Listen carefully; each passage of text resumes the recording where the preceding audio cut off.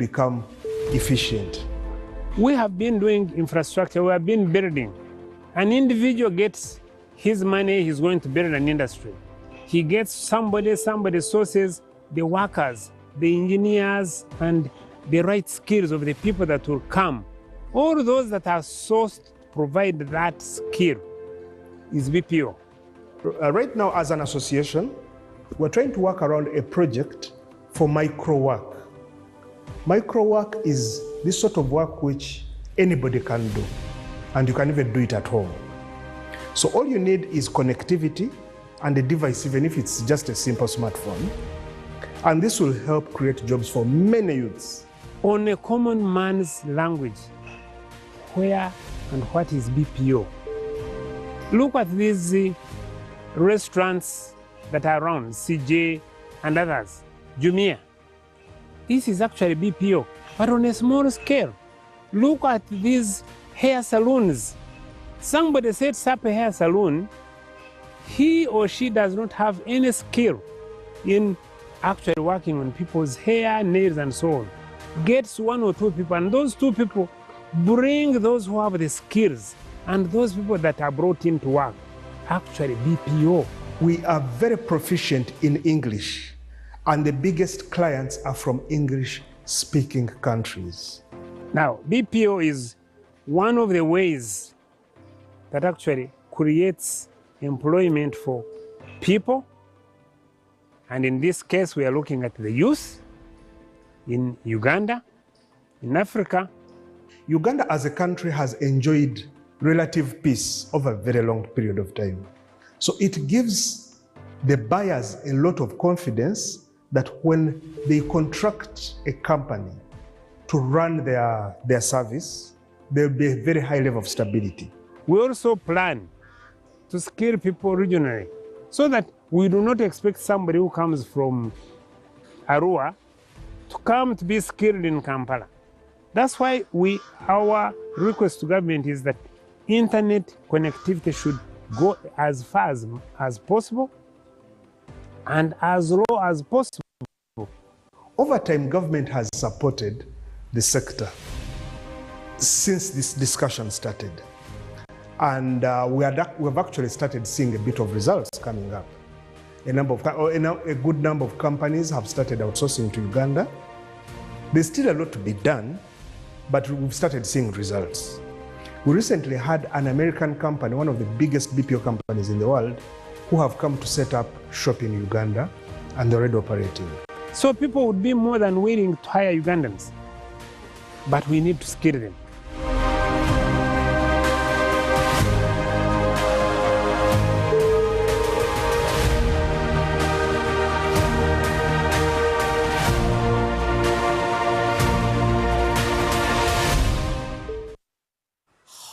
That opened your eyes a little bit, or if it got any viewer a little bit more confused, then we should be able to wait for the next few hours coming through, right, Michael? Absolutely, because what we're going to do is to break it down so that it doesn't matter what you've studied, that you can actually get to realize that this is a place that you can play. So that people in other careers do not get to think that BPO is for IT technicians, people who did computer science and all that. But to get us divulge into that particular conversation, let's get to look at our panelists.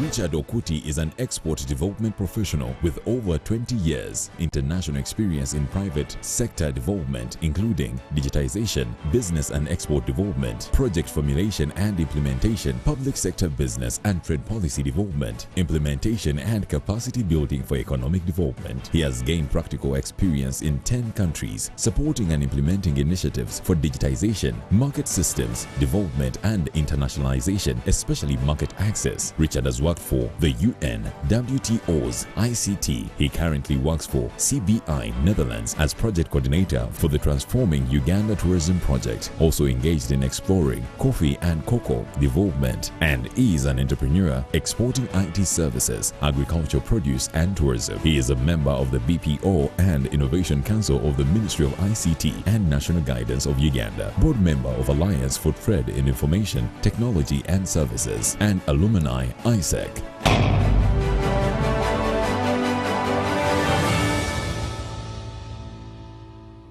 Don't get scared by the big CVs. I know this gentleman will be breaking this down. Richard, say hello to our viewers.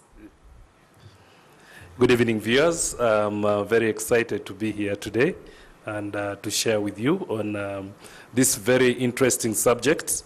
And we're going to break it down to a very simple and palatable subject. So Agreed. We We can't wait, like Mike was saying, piece by piece, break it down. Let's get to look at our next panelist in no particular order still.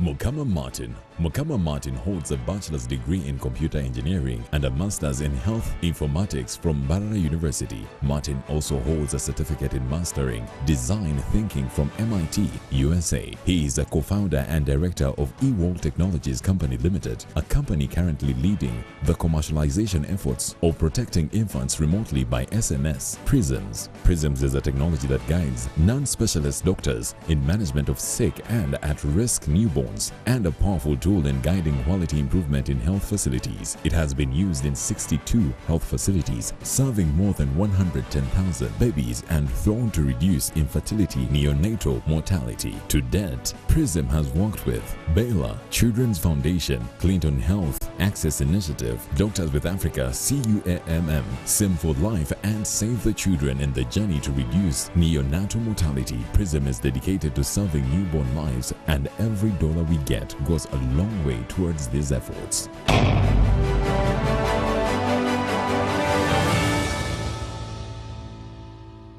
Expected mothers, new mothers would be very excited about PRISMs. And Martin, I just wanted to say hello to our viewers as we get set to dig deeper into the conversation. Yeah, good evening, our dear viewers. My name is Martin Mukama, and I'm happy to be part of this panel. I'll be sharing my experiences as an innovator in line with BPO. Thank you so much, Martin. And before I roll the ball back to Michael, allow me let you in on our other panelist.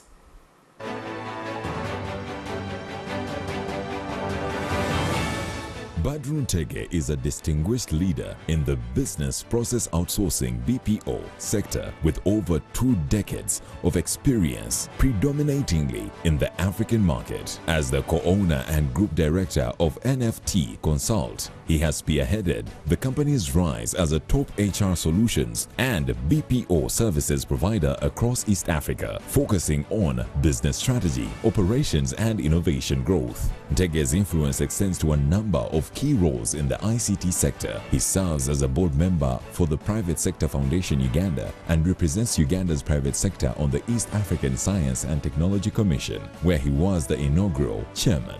Ntege also made sufficient contributions to the African Network Information Center as a 2-time board member and chairman. Throughout his career, Ntege has been instrumental in building internet skill sets across the African continent. As a key organizer of the African Network Operations Group, he has shared his expertise in 18 workshops across 18 African countries over the last 20 years, contributing significantly to the continent's internet development. His leadership roles at Texas Co. Limited, 12net Limited, and Big Dish Limited equipped him with a deep understanding of technical and managerial processes necessary to navigate the complexities of BPO sector.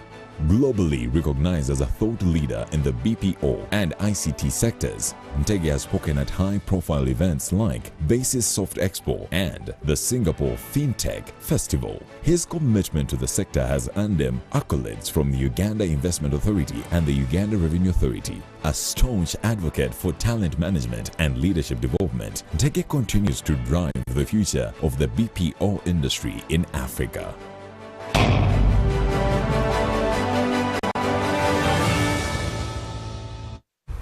We can't wait to look at the journey and what the story has been right there. And I want to say to you, Mr. Ntege, a very good evening. Say hello to our viewers. Good evening, viewers. I'm humbled by the introduction. Wow. I'm humbled to be here. Looking forward to our conversation. Thank you. Thank you very much. And today, terms and conditions did not apply. And I want to introduce to you my co-host, who most of you are asking, who's that guy right there next to Mildred? So let's get to know who my co-host tonight is. Let's take a look.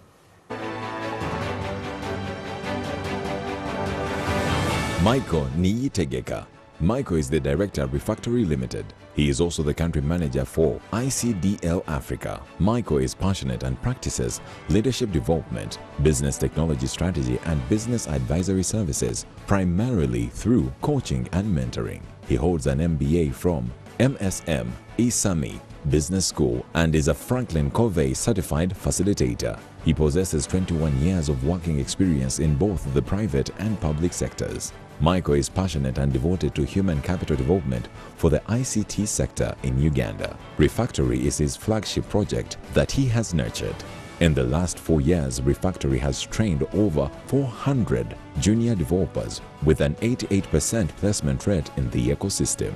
He has mentored and coached individuals and companies across different sectors over the last 10 years. Michael has worked and consulted for different sectors with specific focus to business development, leadership development, strategy development, technology development, and integration. Michael was a member of the ICT Technical Working Group of the Presidential Investor Roundtable and Advisory Group for the Government of Uganda on the 4IR technologies. Michael serves as a board member of a number of organizations. He is a Rotarian and is passionate about mentoring the next generation of technology business leaders.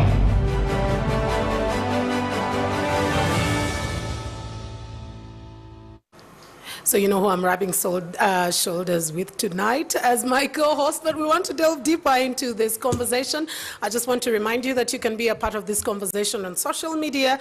The hashtag is SpotlightUG, and we are live on NBS Television and UBC Inspiring Uganda. As I roll the ball to Michael, in 2020, the BPO industry was valued at about $163 billion US dollars, and this is hoped to grow by about 20 billion by end of this year, 2023. But what was running through in my mind was, what is the share of Africa, for example? We start from there, and Uganda as whole. Maybe that will be a conversation we'll delve into at a later stage. But Michael, kick us off.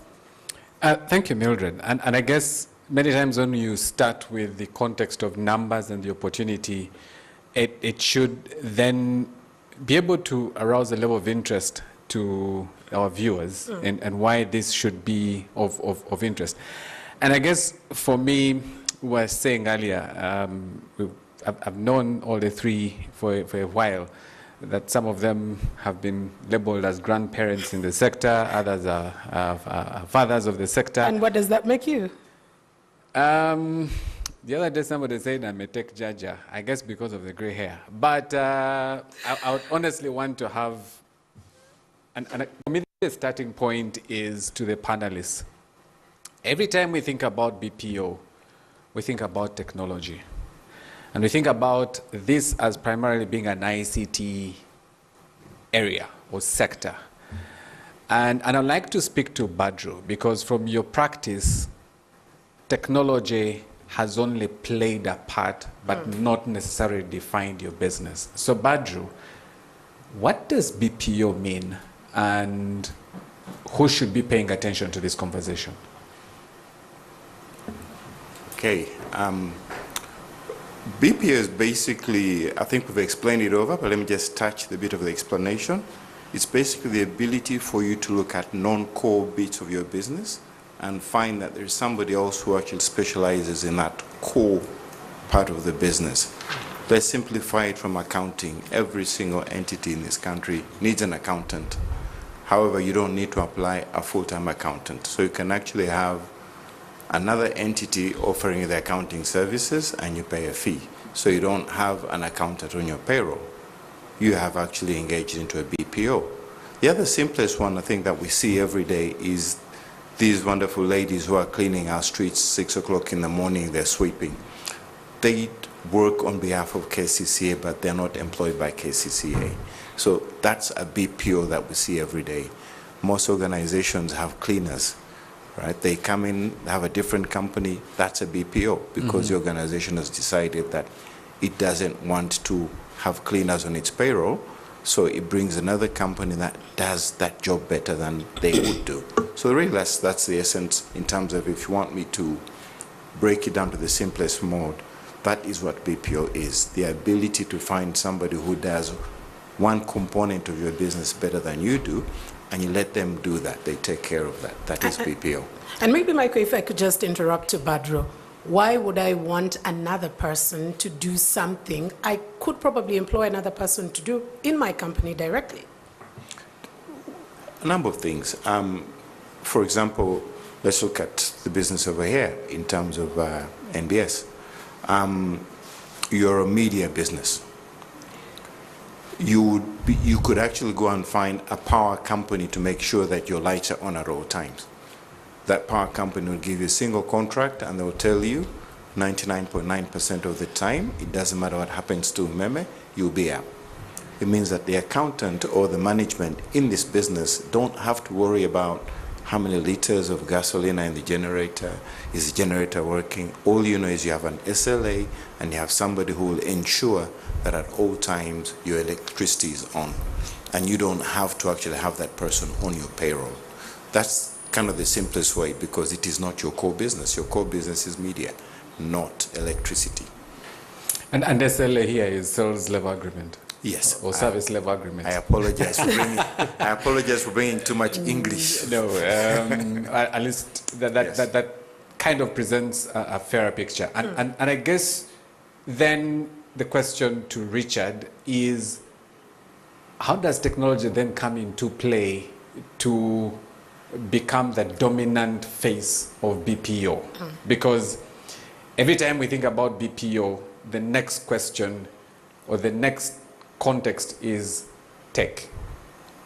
So how did technology become the dominant face? And Badru, you're free to chip in as well as Martin into this space, because a lot of people think BPO, tech, a coder, a developer, or whatever it is, or call center.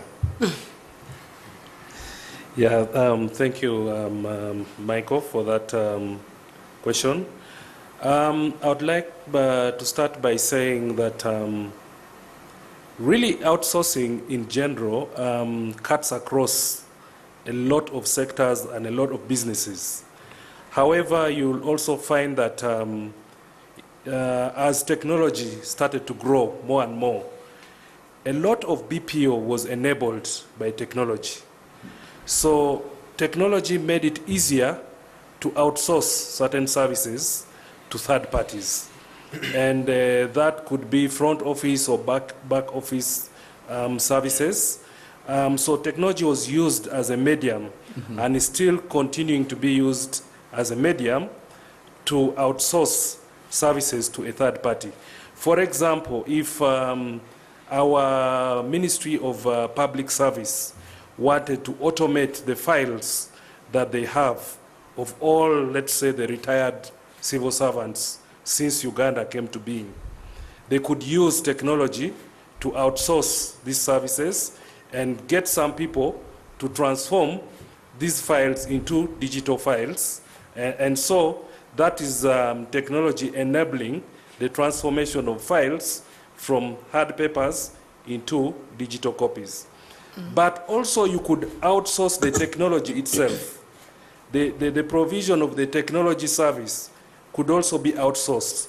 For instance, you as a company, you want to use a service from a third party to enable you to communicate, to enable you to use the internet, to enable you to do some business processes using technology and so forth. So there's a lot of, there's increasing outsourced services that are enabled because of the presence of technology. So I don't know whether that helps a bit to explain that. Maybe another good example I could use is call centers, for example. A lot of people call into MTN or Airtel for problems with their phone, problems with communication, mobile money, and then you end up talking to someone.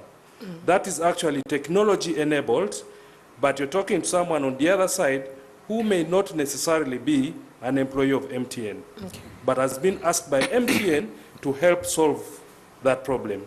So this is also technology-enabled BPO. I know of a bank, sorry, Mildred, Yes. that is based here. And every time I call, it's very clear that I'm speaking to a Kenyan. But I have no qualms with it because you get the help. I get the service that I'm You get looking the for, service. and they will ask you, so where are you located? And I'm like, I'm in Kamwocha.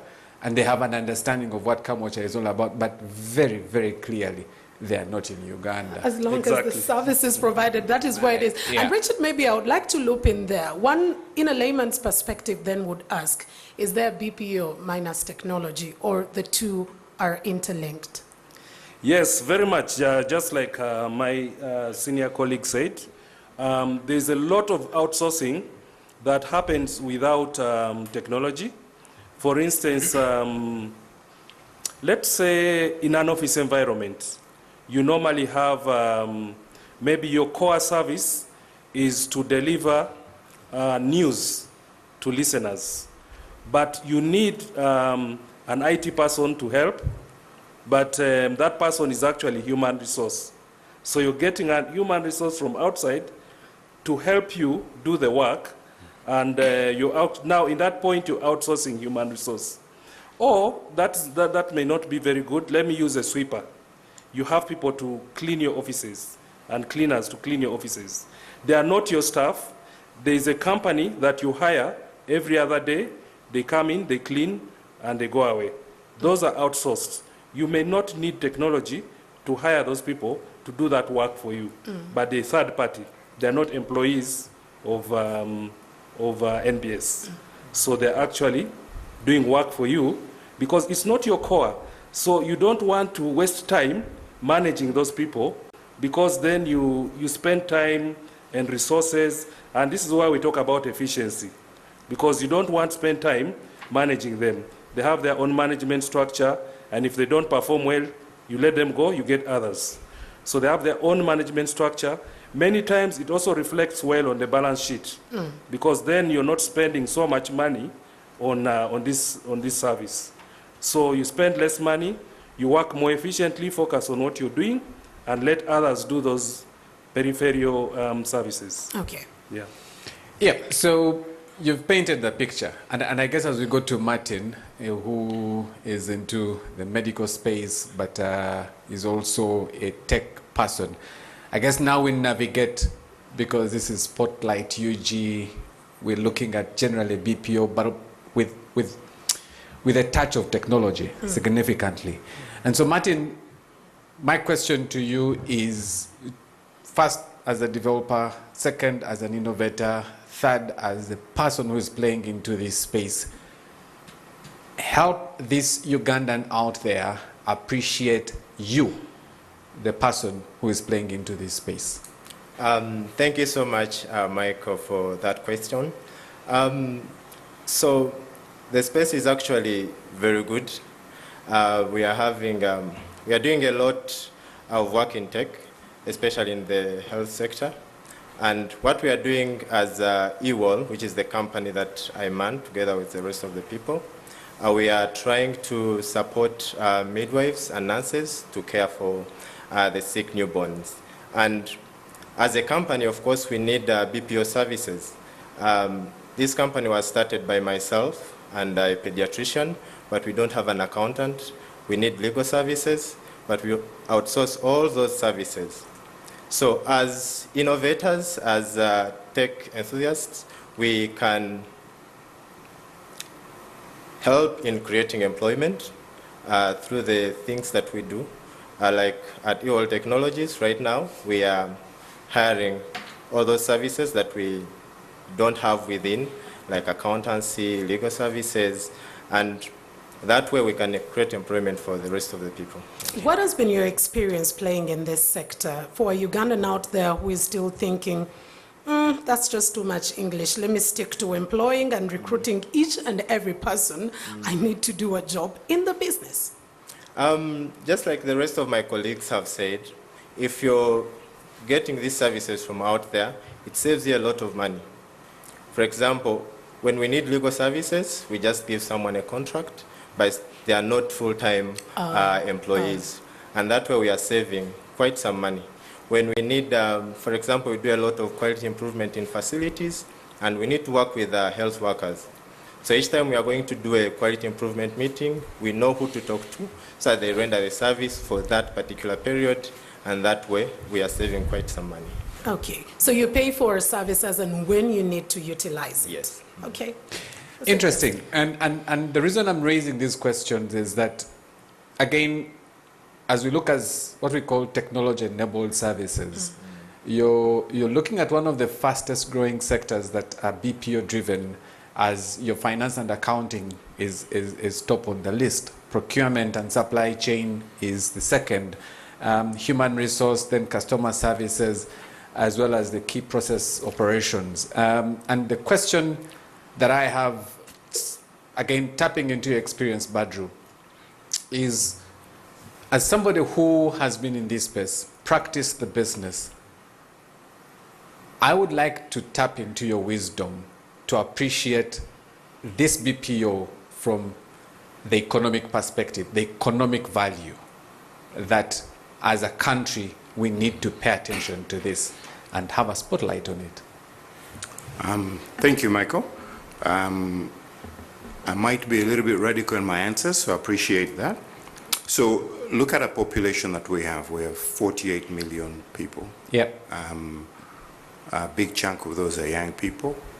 And how do we create job opportunities for these people moving forward? It calls for us to actually think big, act big, and be intentional on job creation. So we need to move away from celebrating creating 5,000 jobs to how do we celebrate creating 50,000 jobs? Then once we actually target our minds to that scale, then we're able to actually, as I said, be intentional in the plans that we put together. So you asked the question, how does BPO become related to technology? It's a historical conversation. What happened is the concept of outsourcing is a concept which is 40 years old plus. The whole auto industry globally has worked through outsourcing. And that is why there is something called the outside equipment manufacturer. These are the people that make components for car factories world over. We got into BPO 10, 15 years ago, as the video Roger was saying, because there was this excitement that we had a particular skill in terms of we had a language appreciation and there was a market for it. So that then got us a linkage that, hey, we can be an outsourced destination. So now the narrative of BPO got captured within the call center space. Exactly. If you remember in the early days, they said we could help people do homework, etc. So now we then institutionalized that description that the BPO is technology, is ICT, which is why if somebody asks you, why is the BPO Council sitting in ICT, the Ministry of ICT? That is the reason. We historically institutionalized the concept as part of purely call centers, etc. Back to where we are today and where we should be today, is that technology has moved in such a way that it has democratized the world equally. There is nothing that a young person in the USA cannot do that we can do that we might not be able to do here, because technology is available.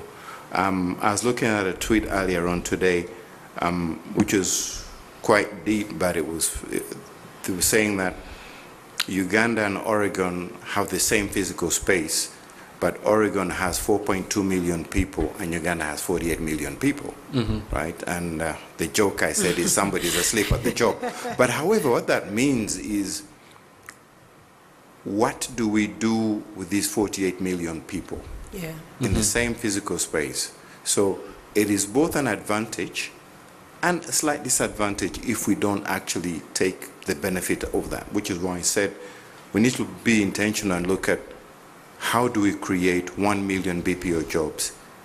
We do that by stopping to celebrate 1,000 jobs and saying, how do you celebrate 50,000 jobs? How do you do that? You start looking at the entire ecosystem. There's some numbers that say that we have 7,000 factories in this country in manufacturing. Now, supposing we said, let's address 10% of that, which is 700 factories. and we said that we know that if these 700 factories could actually improve their operational performance in terms of, let's enable them to actually outsource some functions of the business, and let's create a conducive environment through policy that these factories can actually outsource. How do we do that? That means that this factory could now do 24 hours. I mean, it's amazing that we go to home, all our factories close at 6 o'clock, 5 o'clock, and people go home. But the machines are ready to work 24 hours. So if there was an incentive to create a 24-hour business in the manufacturing space, we have been at PSFU looking at opening markets for Uganda. But you open markets when you have the production, right? So we can do that now by actually just looking at, first and foremost, we change the narrative that BPO is not just technology. Then we create maybe a BPO Council for Manufacturing, a BPO Council for Agriculture. That then looks at that conclusively. So imagine 700 companies implementing a BPO ecosystem, outsourcing 50 workers for each of those companies, for example. You've now created 35,000 jobs. Now those 35,000 jobs are going to be operated by maybe another 20 or 50 companies that are going to manage those people, right?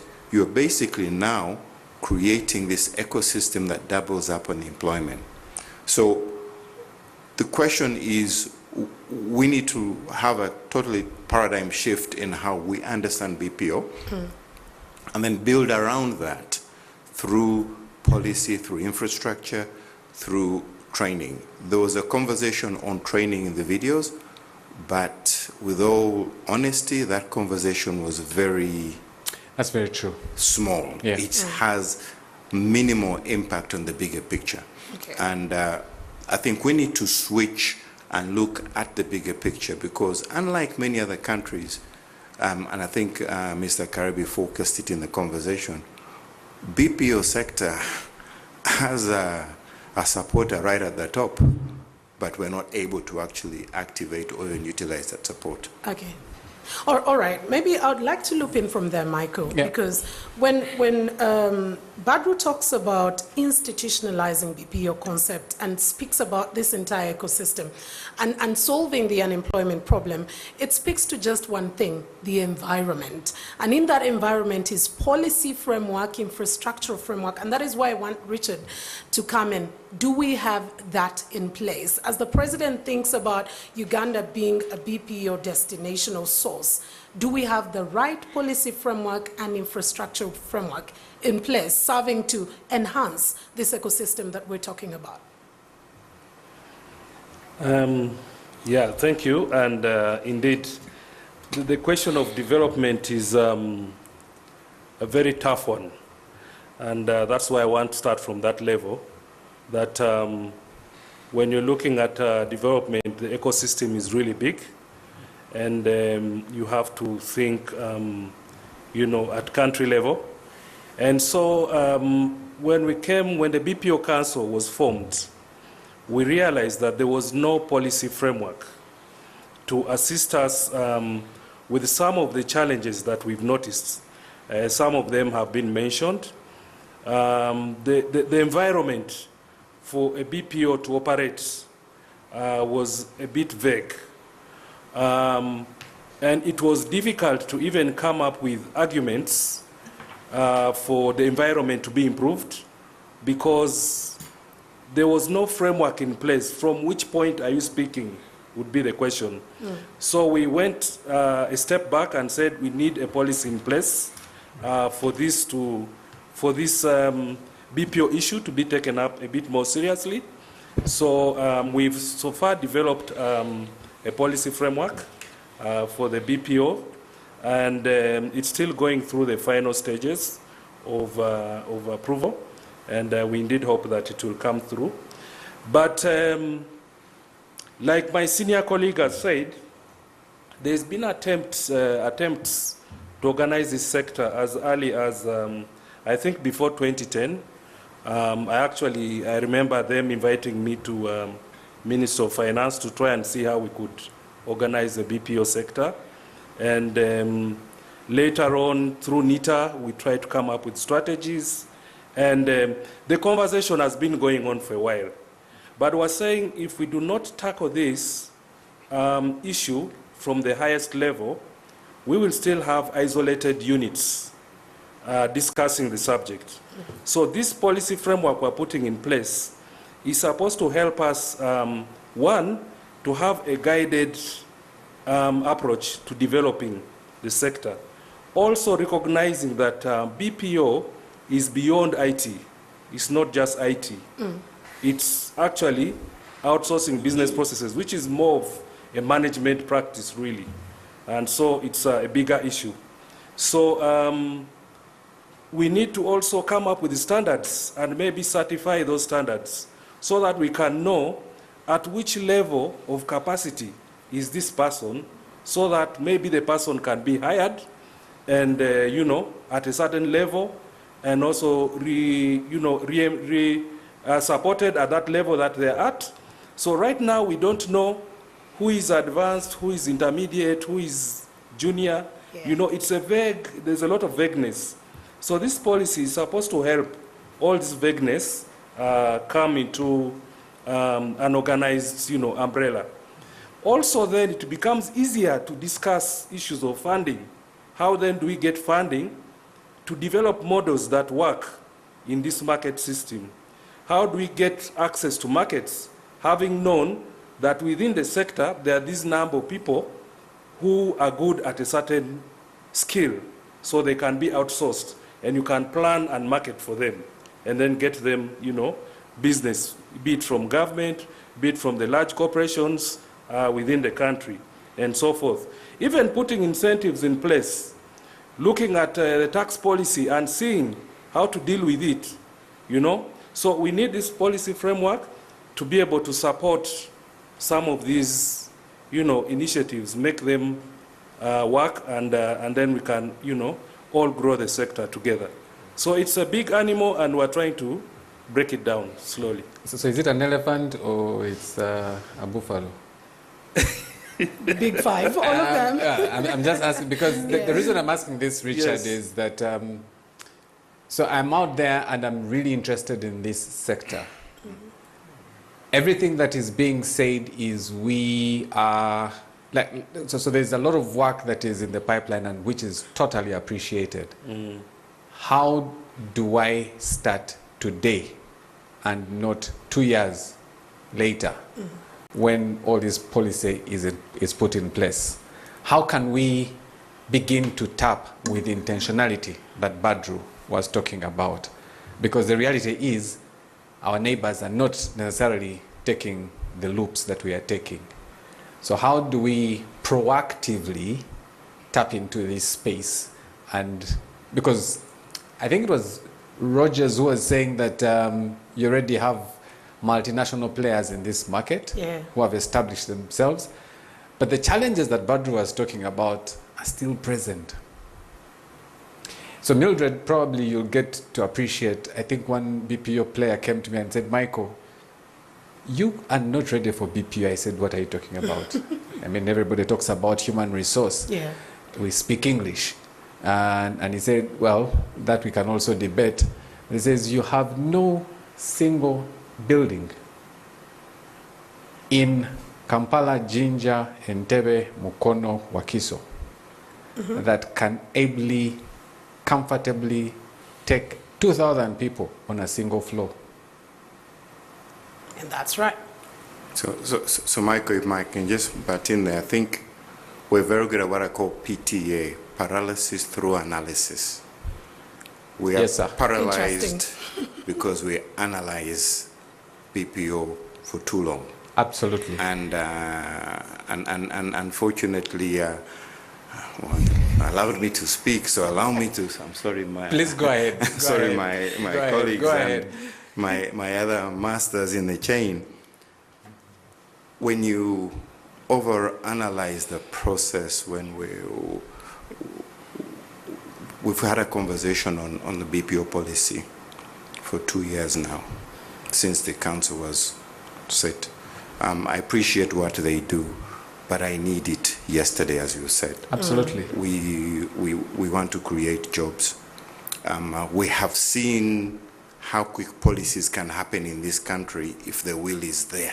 Absolutely. And the will is supposedly there. So I think what we need is we need a policy yesterday, and then we need to adapt that policy continuously. But that policy needs to focus on the business of today, on how do I create the jobs intentionally, locally? How do I enable, I'm going to turn this into a song, how do I enable private sector businesses to take advantage of outsourcing within an environment where the tax authority understands what it is? Because if we look at the tax code today, BPO is not clearly in there. So we end up trying to convince the tax people to understand what we're doing, and they say, Mr. Ntege, you're talking to me, I understand what you're saying, but it's not here. Yeah. I am going by the law of the land, Yes. and it is not in here. Yes. So these things are things that the business sector wants done quickly because there are simple fixes. We've seen them do in neighboring countries, and the things that we need to see done here. So when I say the paralysis through analysis is back in the Presidential Investors Roundtable back Yes. in 2008, Yes. we were talking about double taxation Yeah. on BPO. We had that topic, we discussed. We are 2014 now. Remember, 2008 I mentioned, 2014 now. The same conversation is still there. No, 2023, boss. It's 15 years. It's past my bedtime. I love that. Totally. But I hope you understand what I'm saying. Exactly, yes. We need to see that activity, to see that movement happen. Don't wait to bite the entire elephant. Bite the chunk and turn it into policy and keep on, because Okay. the whole ecosystem is evolving. Okay, thank you, Pedro. And I'll still reiterate what Michael asked you, Richard, that how does one start? But then with those fears in hindsight of, I will be double taxed, I am probably going to pay more than I am supposed to pay because that is not already looked. So how does one start and be protected? Wow, that's a tough one. But I really agree with the speed at the speed we're taking to We need to take, and not we're taking, the speed we need to take. the speed we need to take it. He's disagreeing with the current one we're taking.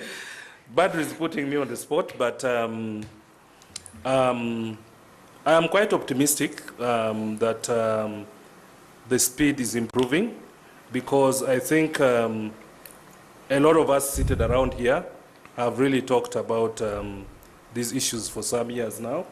And indeed, we needed to impress it upon the ministry and the government system to, speed up on making some of these policies come to reality, so that we can effectively participate in, in developing our country and getting the youth employed in this sector. Indeed, I think it's a key issue. And I can't exhaust it alone, but I've captured the point.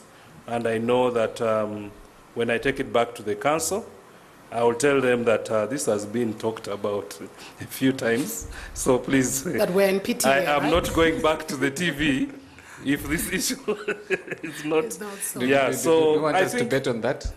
But, That you're not coming back, eh? No, let's not I get don't want to into be like that, what yes. happened in Parliament, where they said, for as long as... Yeah, but go ahead, Richard. Yes, but these are issues we need to look at together. We also need experts and seniors like Mr. Ntege to come on board and impress it upon us, the time factor, and some of these things should be blessed from the top, because what we're really trying to tackle is unemployment. Yes. We are talking about every other day we talk about over 80% unemployed youth. We talk about the so many youth. And these are some of the things we need to do to get people working and to get them working profitably. So I totally agree with him. And I think we just need to find a mechanism, public, private, and all the actors to... Richard, you've really become smart as a government technocrat or bureaucrat, and I must salute you for that. I noticed that. As we bring this, probably the first phase as we... Yeah, Martin, I'm looking at you, the business that you're running, and I'm pretty sure, besides the legal, the accounting services that you're offering, your skills and capacity can actually be replicated or offered out of this country, because it's a skill. I mean, looking at your profile and the work that you've done and the universities you've been to, your global talent. The question I have for you is, what would you need to get your company to become a global service provider? Thank you so much, Michael, for that question. I think one of the things that would need is probably to be certified to offer services globally, because what we are doing currently is we are just running in Uganda, but of course we are legally registered in Uganda, we can offer services in Uganda, but we are not certified at a global level to run services at a global scale. It is true that we've gotten some, small service work from abroad, especially to run pilot studies for some of the people abroad, which has brought in some foreign exchange. But to be sincere, at a global scale, I think we need services of the BPO as well to sort of position us, to create like a platform where people who render services like ours can all be put, so that in case there is an organization abroad that needs to get services from Uganda, and from companies that have those skills can probably visit that platform and be in position to look up for us, and we can be in position to offer those services. You touched on what is one of, I think, the biggest outsourcing sectors, research. If you look at global data, it shows research outsourcing as one of the biggest business process outsourcing services. But because it is research, it tends to remain more academic, if I could put it that way. And I'm looking at a researcher, I'm looking at that research assistant that could offer services.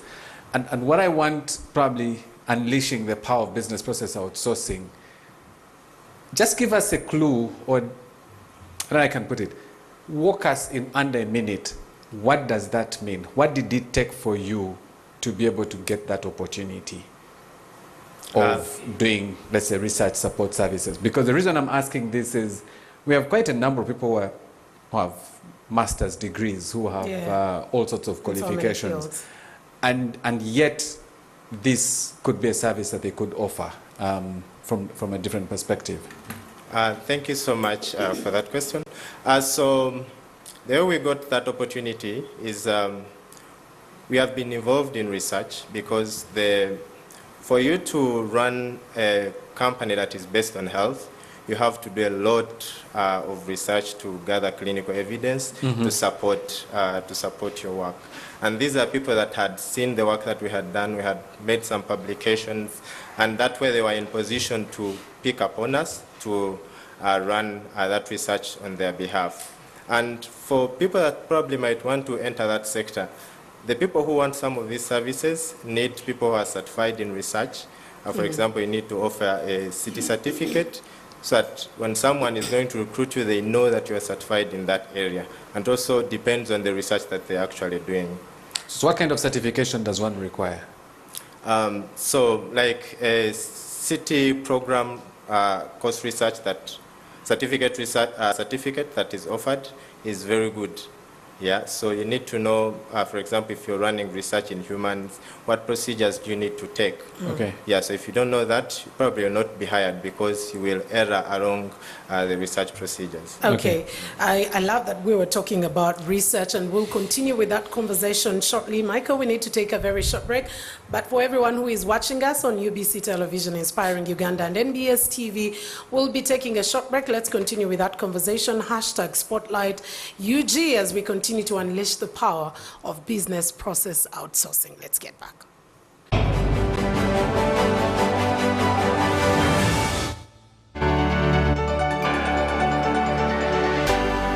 UBC, inspiring Uganda.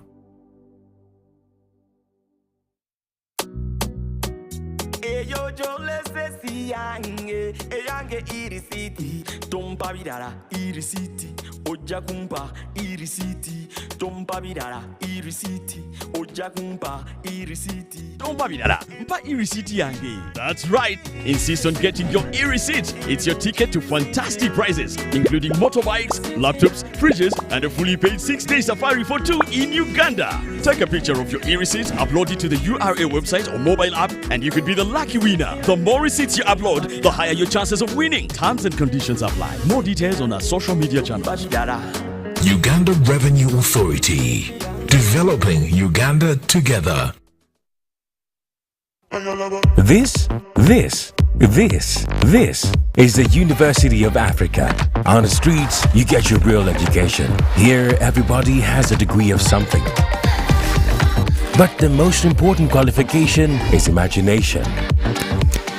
Her reason to imagine is slay. His reason is to be the GOAT. Theirs is to take the beat and make it lit. They want to test edgy until it is fire.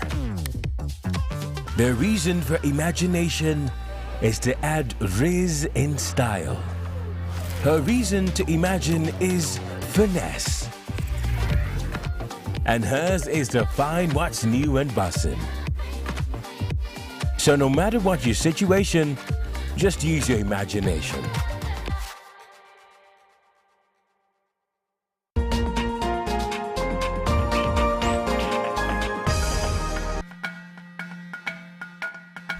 A nursery bed is the basis of vegetable production. So in a year we plant 3 times. Basically we begin in March to either July or June. We want to put our onions, cabbage, and then tomatoes. You have to start with a good, well-made nursery bed, and of course not leaving out a quality seed. Currently, the level of hybrids is going up, unlike the OPVs, because the production of hybrids is higher.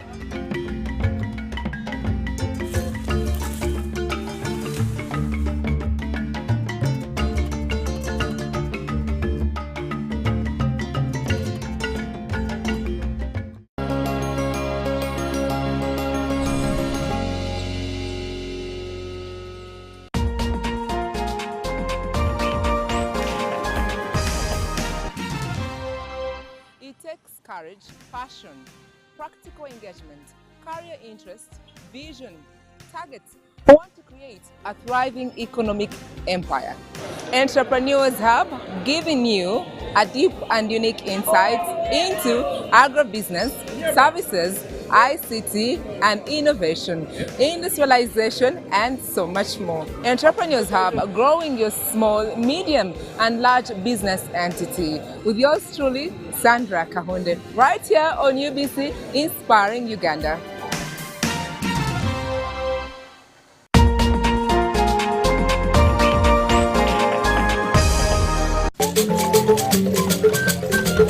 If you get your money, the first thing is to have a financial plan. So she was in a miserable state.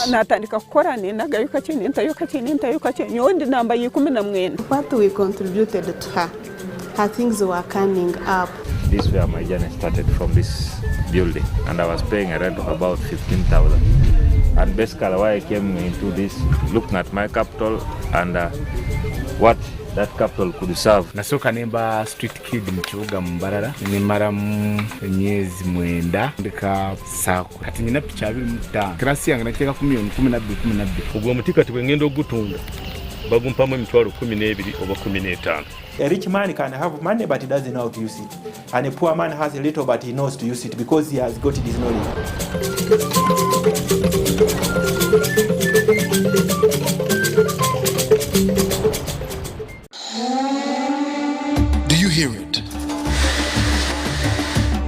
you see it? In Uganda, Tanzania. That's the sound of business in a developing economy. For UBC News, Charlotte Amuge in Kampala. Catch the weekly business roundup every Saturday at 8:30 p.m. only on UBC TV, inspiring Uganda.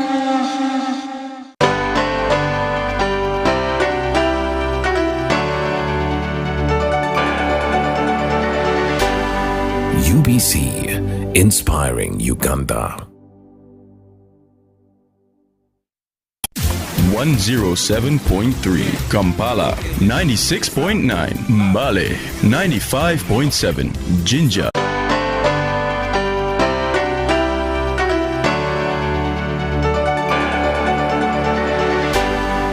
UBC, inspiring Uganda.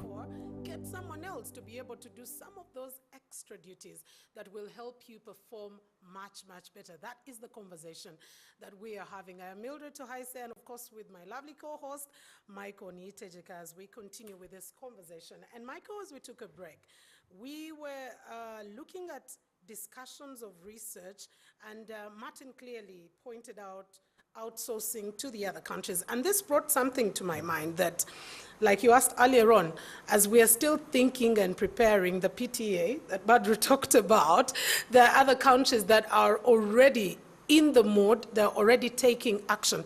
And this is a huge global market that we're looking at. And Badru, I want to come to you. Where is Uganda's comparative advantage as we get to think about going into this space? Wow. I think I know why you asked that question, so let me just... I think Uganda as a country, we have a number of positives. You can see that through the conversations we get from people who come as tourists. We're a likable population. We assimilate quickly. We learn quickly.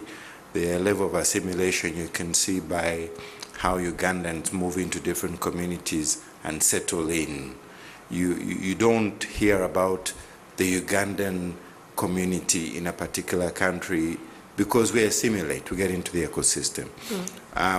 So besides our ability to speak good English, which is a bone for me because every time we talk about Ugandan BPO, we talk about the English.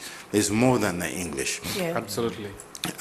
We have amazing young people who have the ability to learn very fast.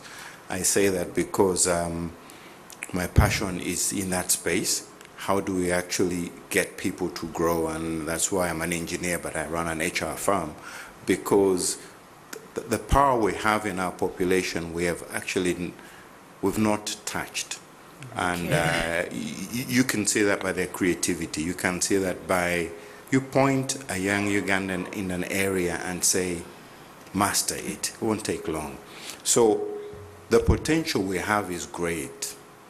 How do we unlock it? We go back to the question I talked about earlier. We unlock it by making sure that the policy makers can see the bigger picture. We unlock it by making sure that people who are trying to drive this BPO machine stop celebrating 1,000, 3,000, 5,000 people. They celebrate 10, 20,000 people. They celebrate those opportunities.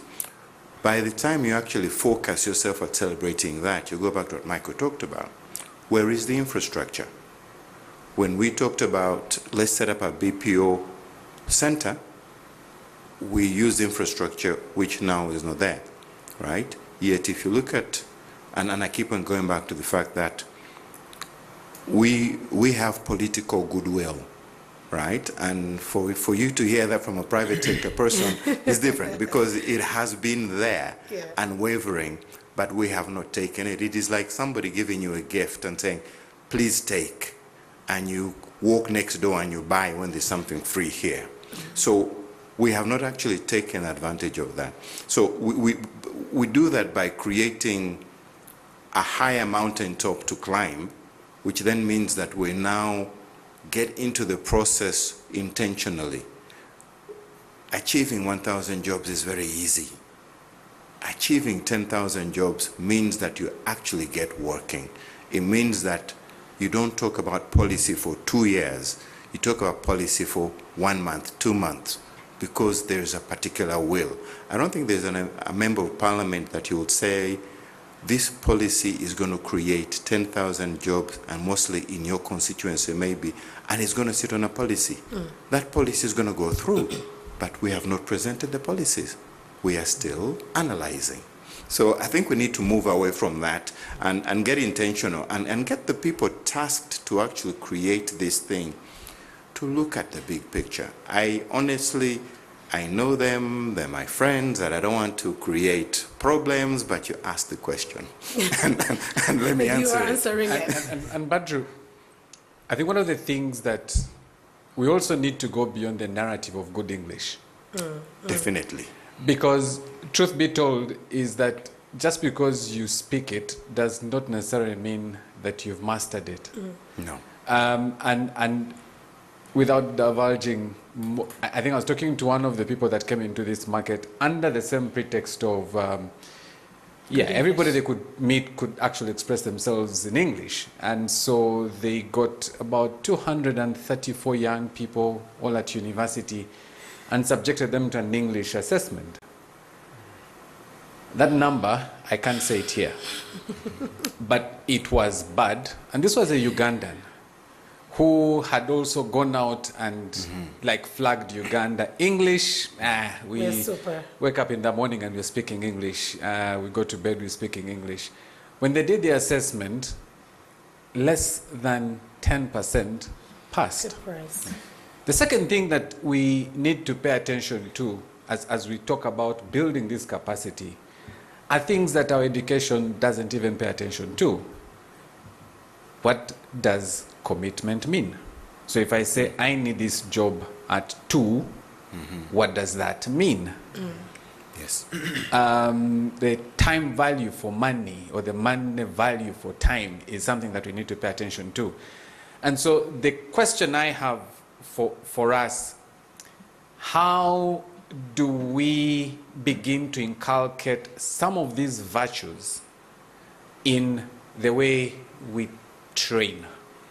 Because looking at BPO just as a sector makes us miss the bigger challenge that most employers are also struggling with. That a lot of people can speak English, but they can't write an email. So Michael, let me just kind of put another twist into that. If you are still today using the training manual that you used before 2020, then you're doing the wrong training. Because 2020 brought a seismic shift in everything we do. Then 2022 brought another shift, which is artificial intelligence. Well, that's the reason you're not at the National Council of Higher Education, because you have declared all courses expired. Exactly. So in other words, what I'm trying to say is there is this particular shift whereby you could find that external forces have made the requirement for a BPO call center probably less, because artificial intelligence could be able to answer half the questions that these people are asking, which now grows back to, do we focus a lot on the external or do we focus on the internal, whereby we look at BPO in agriculture, BPO in manufacturing, BPO in health, because these are nearer here, they create jobs here, and then we grow. But the other concept of a call center, I mean, I can set up a WhatsApp call center.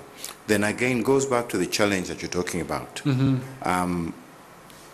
If I could answer the calls in my hostel room on my WhatsApp board, do I need to actually wake up at 9 o'clock, be in that?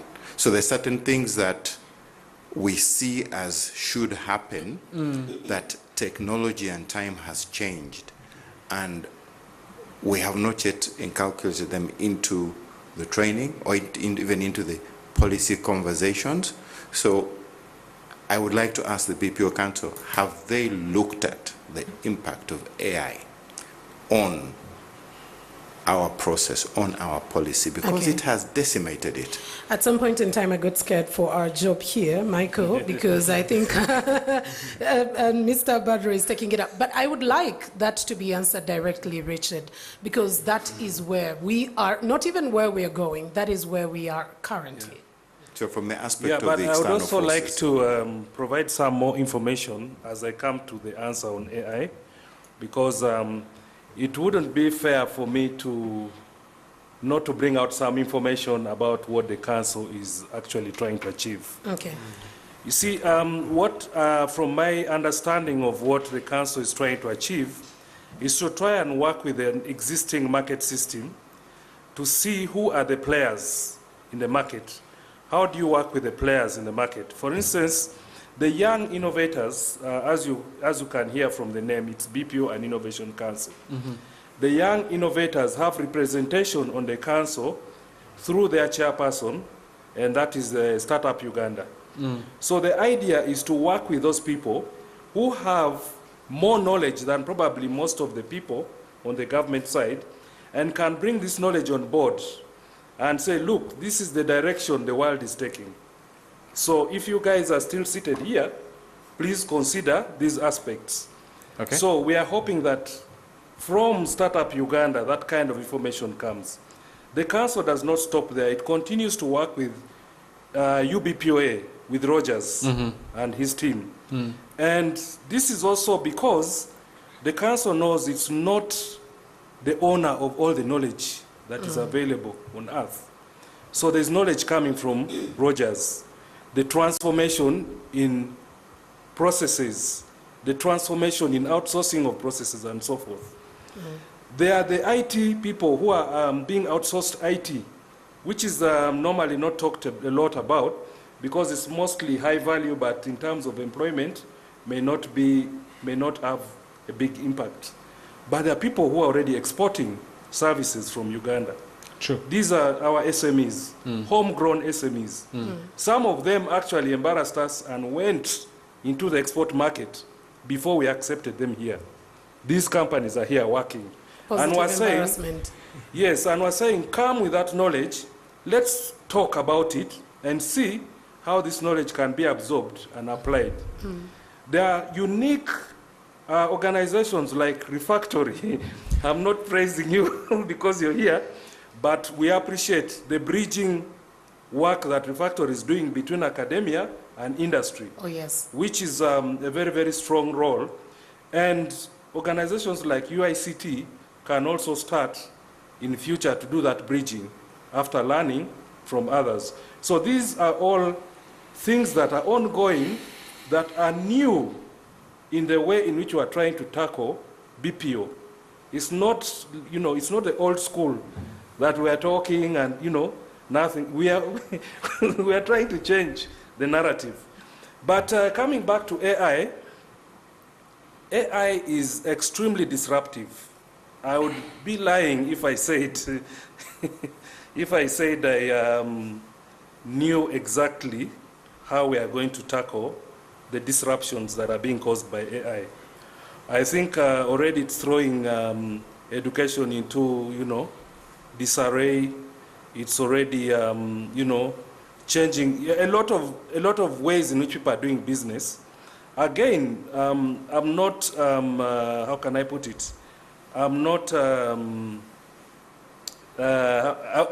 AI actually, so I can't again provide all the answers at this point, but it's a discussion we need to have and be aware of, that robots can take calls, robots can actually, do troubleshooting and help you solve a problem, which normally used to be done by a human being.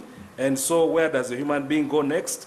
And all these kind of different developments that are happening because of artificial intelligence. Okay. So I think it's really a very big discussion, and I don't think there's a lot of research going on around there, and I don't think I can give it enough justice to give you a definite answer.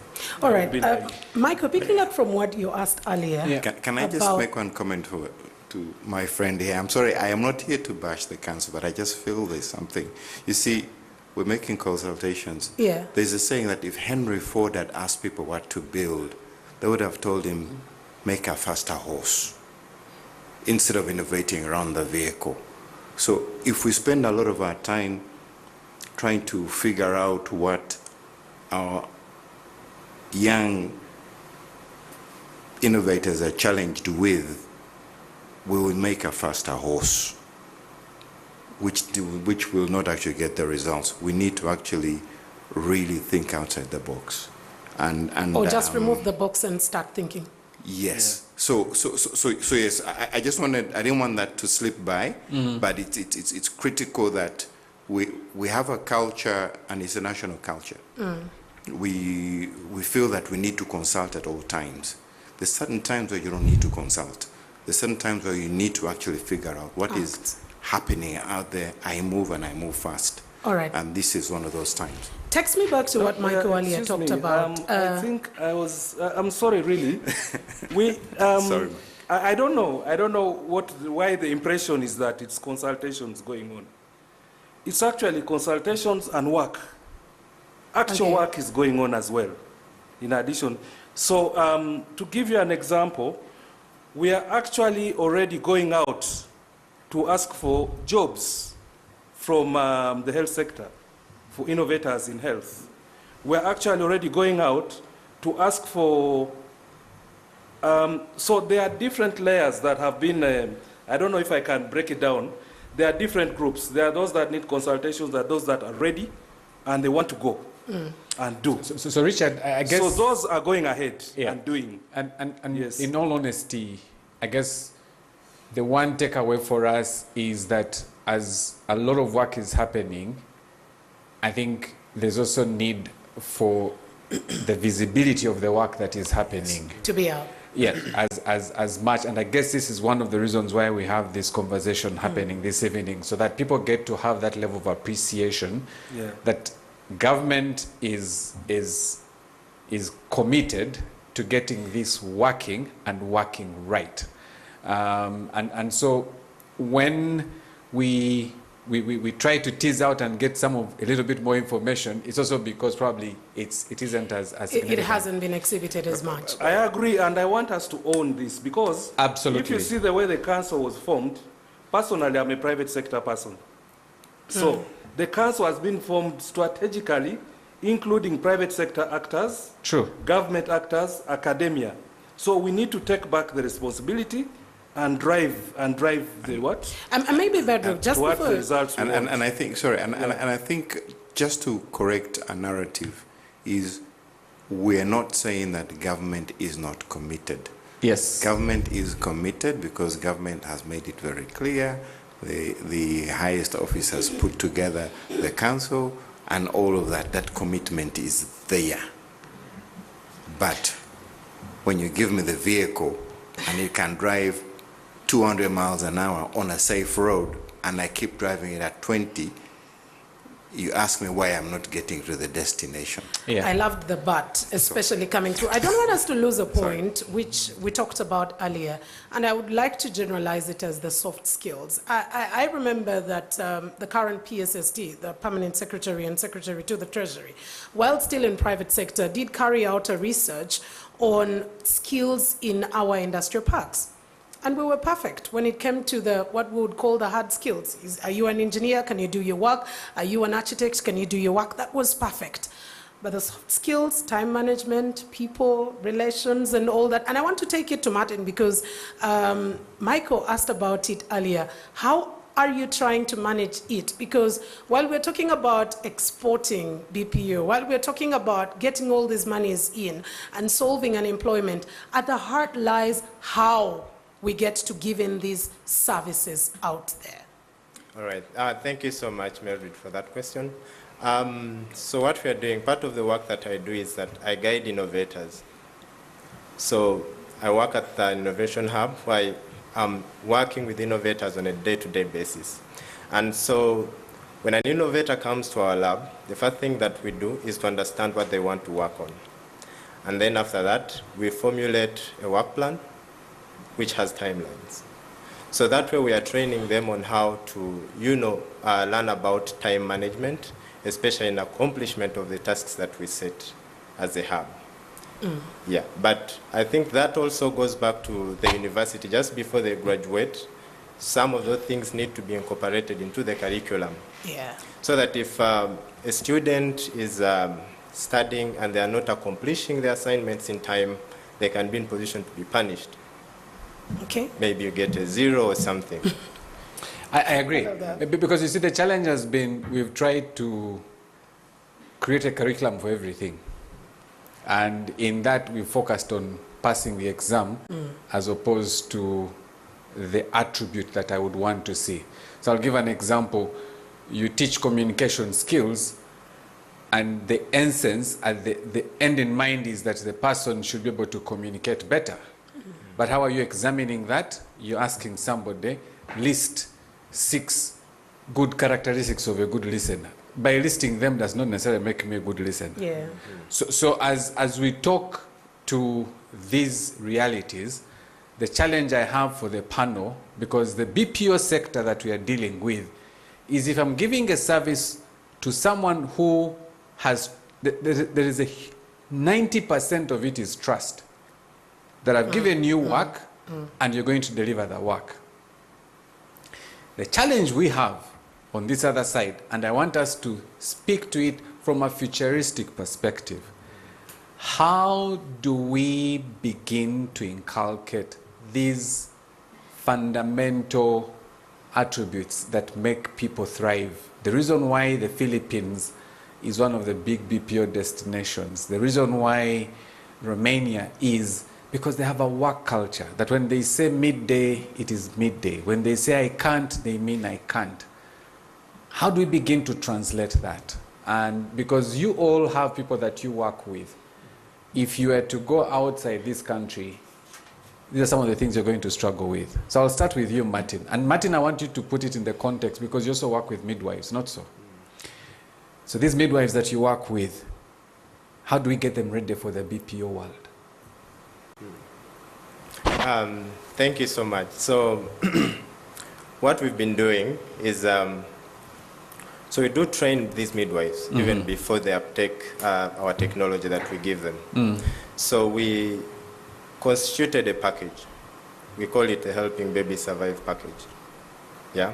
So before we actually take the technology to the midwife, we call them for trainings so that they can learn the aspects that we need. Yeah, they can learn how to assess the children, and then we can give them the technology. Okay. So training is an important component in order to inculcate some of these cultures into the work that we do. Yeah. So training is a very critical aspect, and you're focused on the services that you're offering. So the question is, would the nurse that you're working with and has worked on that technology, would they be able to transfer that skill to, let's say, another nurse in Tanzania or support another nurse in Tanzania if your technology went to Tanzania? Yes, thank you so much. Yes, that is very true. I want to give you an example. So we attended the Kenyan Annual Research Dissemination Conference last year. So what we did, we picked one of the midwives from Kagadi Hospital, and we actually traveled with her to Nairobi to actually do that presentation on how the technology had performed in their facility. And we trained her on how to do the presentation. She presented and actually got the award on behalf of our company. Awesome. Yeah, so training is actually an important component. Good. I'd like to go to Badru. You've run the business, you've trained people. If resources were not a constraint, what are the 3 things you'd want to see change in the curricula to support the BPO sector? Let me first go down to the question about people that you asked. Okay.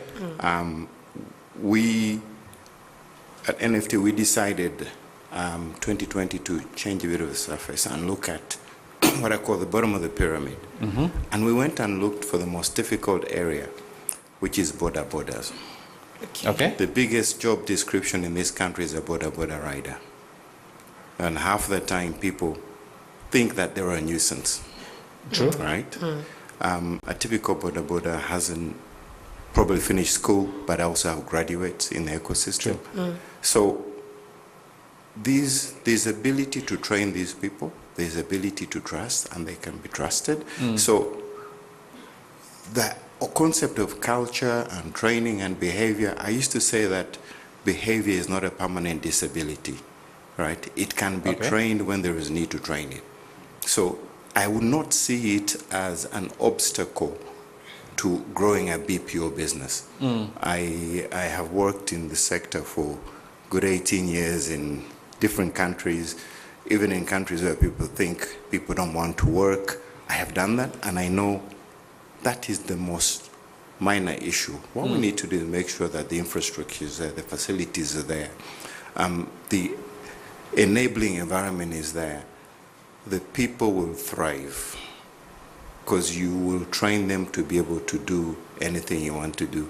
I have my watchman at home who does my furniture, who does my fixing, who does my welding. I've trained this person.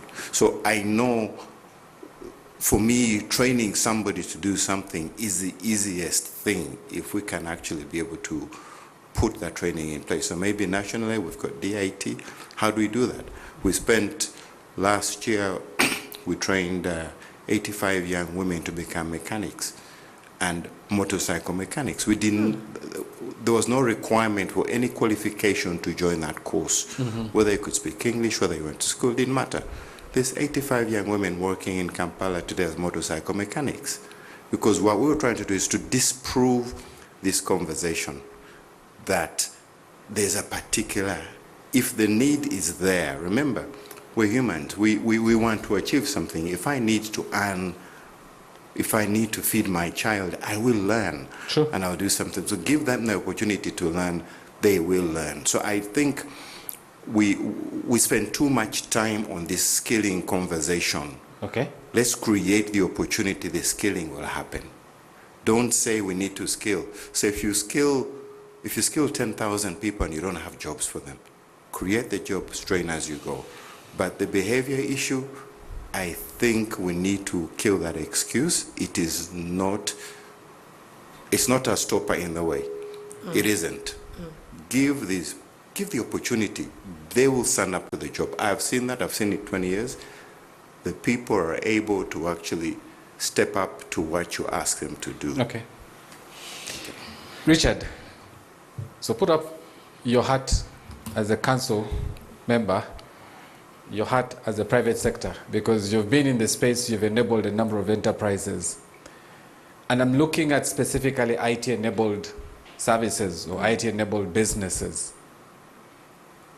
What is the big opportunity that we should look up to as a country and tap into? Because one of the challenges we have is a lot of these opportunities tend to be in abstract, and yet probably we all know that they're actually there.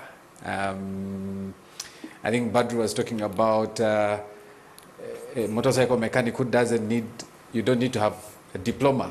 I've had journalists who have come to Refactory and they're now had software developers. What is the opportunity in the IT space? And why should we even think about it? So again, when you talk about IT enabled, that does not really need IT skilled people. Okay. So yeah, true. It could be people skilled in anything else. They could be skilled in sales, they could be skilled in customer care, yes. They could be skilled in a specific topic, maybe repair and maintenance of border borders. They could be skilled in anything. True. But really, the IT is being used to close the gap between the service seeker and the service provider. Okay. So this means sometimes communication tools, sometimes infrastructure, and so forth. So the IT people who are few can put that infrastructure in place, and the people who want to do the customer service can use it to deliver the customer service. However, we can even take it further and say in the health sector, as we were speaking earlier, we have doctors who are very skilled in medicine. And someone can facilitate the doctors to use IT infrastructure to deliver a service to someone in Soroti, for example. Okay. So all the person has to do is get an IT person, put the infrastructure in place. Then this facilitator does not have to know IT, but has to know some of the vitals that have to be tested, so that the doctor is presented with these vitals, and then the doctor can communicate with the patient, and then this person is using IT. That person could be a nurse, for example, or the lab, people, and provide the information that is required from the technology to the doctor, and the doctor will have a conversation with the patient, deliver a service. The patient will not have to travel to Kampala, and in case it's not that major, and the treatment is delivered. So an IT person has worked, a person who has used technology, which is enabling, has worked, and a medical professional has worked, and the other person has saved time and money. So this is possible. Of course, there's a lot about the quality of the internet, the quality of all that is also ongoing. That also has to be improved. Okay. But in some places, come to that quality is already there. Yeah. And I really wanted us to speak to that, because those are enablers. Yes. That sometimes as we think through this whole BPO sector, when we think through the service, without putting into consideration the enablers, so access to, let's say, devices like laptops or smart devices, or you could have the internet, but you don't have people with devices. Yeah. So how do we holistically, and I'm just saying this because if I'm at home watching this and I'm saying, okay, there could be an opportunity for me who has done accounting. I was looking at the curricula for guys who are doing, let's say, business comm or BBA, filing taxes, which is a critical headache to many of the businesses, is not something that they're exposed to. Like understanding the URA system. But yes, that is where you could start from. Yeah, that is actually a much simpler one. Thank you for that very simplifying my explanation for this. As an accountant also, for instance, you don't have to walk around looking for many jobs. You could as well do work for 5-10 companies by sitting somewhere with your computer, having a good software that supports you. You create these companies that you're supporting, maybe 5 of them, and then you sit and you do the accounts for them. They provide you with the raw data, you enter it, and you make sure you get the final books of accounts done for them. You make sure you file their returns for them. You make sure you do the preliminary auditing, which you then hand over to an external auditor. And all the things can be done using the computer and serving several people, meaning that each company you're serving is paying less money to you as an individual company, but you as an individual, you're earning from all these companies you're supporting, and so you're using your time more efficiently. The companies are paying less and using their time also more efficiently. Okay. So accounts is really a good, an accountant is a good example. Maybe Michael, I'd like to bring in Badru on the issue of the capacity, the skills, the human resource, because this is also a conversation that normally comes when we're talking about export promotion. So yes, true. You've gone out there, you've gotten the deal, you have to serve a particular quantity in a given time. You do it the first, second time, and boom, it's done. You just cannot be able to supply. So how much capacity have we built to be able to enter in this space, and not just enter, but enter to stay, both as we export and as we focus in-house? Okay. You can't export what you can't comfortably develop or produce at home. So we can't wake up in tomorrow and say that we're going to be able to supply 1,000 call center agents to American Airlines, for example, right? when you don't even have 2,000 or 10,000 call center people here, because the people you're going to export are going to have been people with some level of experience. So the nature of employment, why we have human resource businesses as $1 million business across the world, is people move jobs. So tomorrow, if Michael gets a contract and they want 5,000 people, let's start with 200 call center agents, right? Michael's going to put out an advert and he's going to say, I need call center agents with 2 years experience, right? So he's going to have to get them out of the existing ecosystem. Absolutely. Oh, yeah. Right. So we need to build a home ecosystem that is able to supply an export ecosystem. So it's critical that as we sell, we actually have built the capacity on the ground, which will avoid the situation that you're actually laying out. Because what Michael will do is we'll go and hire from 50 entities that have already been running. Those 50 entities will immediately start hiring, Again. right? And then somebody else will suddenly realize that, there is business in trained call center agents. So he's going to now create a small training entity to be able to take somebody off the street and ramp them up in 3 months to be able to work. They won't have the capacity to work for Michael, but they'll have the capacity to work for this small company, right? And the evolution continues. So, and that is the only way you get to an export market, because the export market is very demanding, has high levels. When you run a call center, you have what they call if I need 100 seats in a call center and I need to have full-time availability, I need to hire 130 people to 140 people full-time, because human beings take leave, fall sick, want a day off every week. So a 100-seater call center takes 130 people. So he has to go into the industry and find those people that we have not yet nurtured. And that's how we need to do. So as we look on the other side, what we need to do probably is to create an ecosystem that can say that whether it's health, whether it's retail, whether it's manufacturing, how many active call center seats are happening in the country now. Now that will then give the team that is selling outside capacity to say, if we have 10,000 call center seats, we can comfortably go out there and say we're able to supply 3,000 seats. Because we know that the minute we get the 10,000 contract, we're going to go and recruit from the market. So that's how we actually get to that cycle of the ability to export and make it sustainable, and not make it a one-hit contract and come back. It's very easy to get a contract.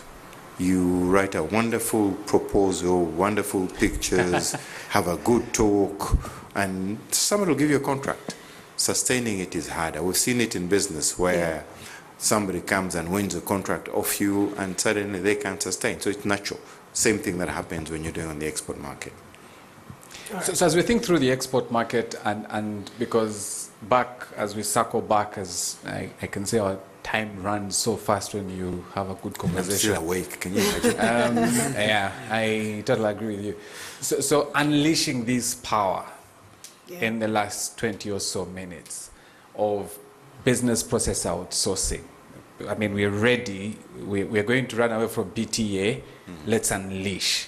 Yes. What are those blocks that we need to start tapping into for this unleashing to begin to happen? And the reason I'm raising this is that you talked about the whole skilling for the global marketplace. We all remember when Andela came into this market and all the tech companies were up in arms because what Andela did just swept whoever they found was 5 and above, good experience, and all the tech guys were up in arms. The question is, and any one of you can take it, to unleash the power we have all said the potential is present. So we just need to open this tap. The question is, who is going to open it and what is required to open Maybe it? I'd like to start from Martin's perspective, who is part of the greater demography of Uganda. Absolutely. And they're all looking up, we're all looking up and saying, where is the government? So who unleashes the tap, as Michael is asking? All right, thank you so much. I think unleashing this potential would start from the existing ecosystems. Yeah, so for example, we have different innovation hubs that have been doing a lot of work. At our innovation hub, the innovators that we have supported have been in position to create 216 jobs over the last 10 years. Wow. Yeah, so if we can start from the existing structures, that would be very ideal. We train all the innovators, all the young people that come to these innovation hubs with the right skills that will create the opportunities for them. And I think there is a very big challenge, because when I look back at my school days, we graduated 18 people from computer engineering during my time. But the people who are currently practicing ICT, I think we're just 3. The rest have all diverted. The projects that we worked upon during our time are all in the library for the university. Yeah? So starting from the university level, I think we should start from there, skilling our students.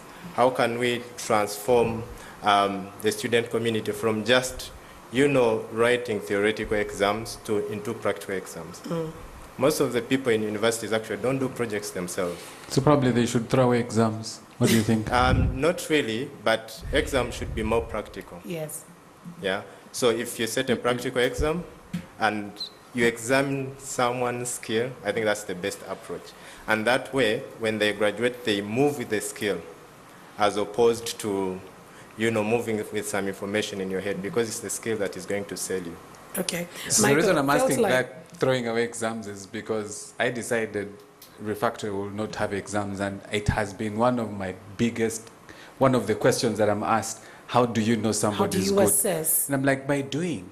If they can do it, they have passed. Then that's it, yeah. And felt like Martin was speaking about me heading straight from information technology class to journalism. But we will continue with that conversation later on. Coming to you, Badru, the question was, who unleashes this tap? When I'm always talking to my staff and people I talk to, I always reference an interesting song which says, like, looking at the man in the mirror. We ourselves. The bigger block is a mental block. Usually when I'm talking to my teams, I always say the mission is greater than the moment. What is the mission? If the mission is to create 1 million jobs, right, then that will open whatever moment challenge we have at the moment. But we don't have a clear mission in this. It's just still a conversation. So we need to actually agree that we have a particular mission, a particular mountaintop we want to get to. And the times have favored us and technology has favored us. True. Over the last few years, technology has really shifted. And the things that we used to see as blockers, they're not there. In the early days of the internet, and we used to talk about the digital divide, I used to say that the digital divide was in our heads, because it really wasn't there. But it was very easy for us to go and say the cost of internet is high. Cost of internet changes on the number of users we put on the system. Sure. So if we enable more people to use the technology and the platforms, those costs will go down. The cost of internet cannot be regulated because it is not sustainable. I think we've just seen Nigeria just remove the few subsidies that they've had for years because they've never really achieved the objective that they wanted to do. So who has We Start? We start by me bashing my friends at the council to speed up faster, and we start by being able to actually objectively have the conversation like we're having now. but also keep ourselves accountable. If you have been empowered to create this environment on behalf of 48 million people, do not sit to write policy papers, which might not talk to the key. Act, move faster. I've said it before and I've said it again, when we want things to move faster in this country, they move. We need to figure that conversation out. And I might seem that I'm bashing people, but I'm passionate about this because I know the potential. I know the potential of our young people because I've tested them. Michael, as you say, I currently have a group and I'm testing the concept of how do I get a fresh person out of university and I get them developing items using artificial intelligence. And I'm running that experiment right now. So we have the ability to make this impact, but we also have to, when you're driving fast ahead, you don't just look ahead, you look on both sides. There's a lot happening around our side. There's a lot we could do if we actually look at a collective conversation. And I think we had it in the earlier conversation. How many dialogues has the council had with private sector foundation? All right? I head the ICT section of private sector foundation and I'm on the board. I don't think there's been an official dialogue between the two, right? Yes, I have been talking, but I'm not the organization. I am a board member, but not an official organization. Is there a dialogue between that? Private sector foundation has nearly 2 million members, right? It is the focal key conversation with government, right? We represent the private sector. Has that dialogue happened? So, and I think Mr. Wekesa put something interesting in the paper today about we had these amazing artists who came in yesterday with an amazing following, and we did not take them to see any tourist places in Uganda. So we missed a huge opportunity of marketing Uganda.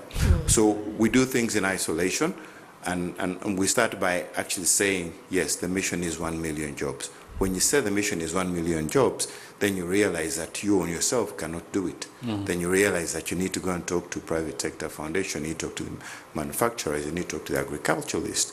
We say agriculture is our biggest output. How much is there? Health. Do we have a proactive BPO activity in health? We don't have that. Food, right? The things that you can't play around. Then we, for example, an interesting point where if we could do BPO in is recently URA put out this product called EFRIS. Yes. How many supermarkets do we have in this country? Now, there is no way one or two companies allowed to integrate the market will be able to achieve that. Supposing you go out to the ICT sector and say, guys, we need to license 100 companies to go out there and ensure that every corner shop is integrated into EFRIS. You create jobs, you create inclusiveness.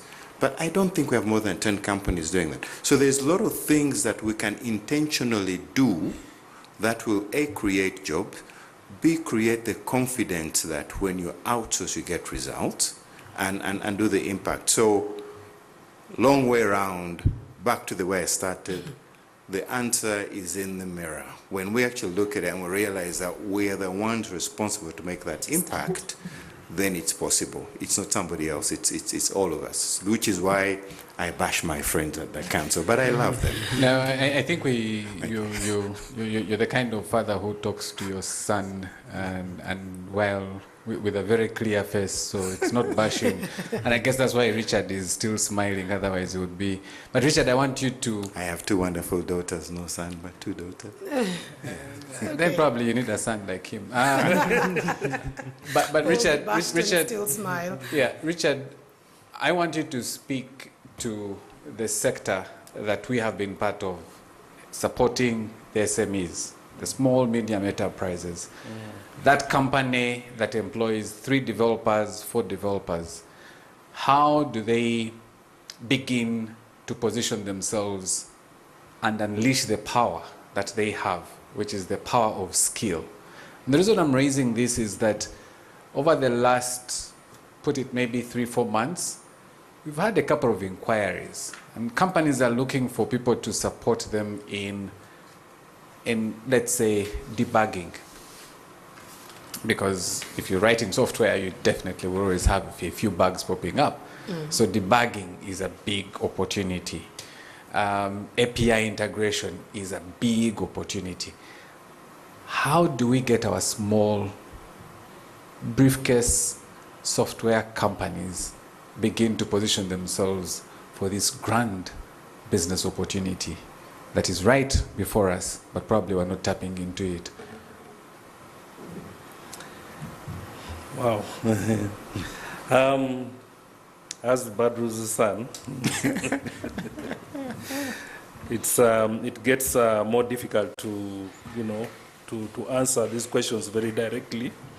But I just wanted also to share a bit on what he said, and I like the fact that he said us, and it reminds me of a situation where sometimes you need to bring an industry leader to say the same thing, and then it will be heard properly.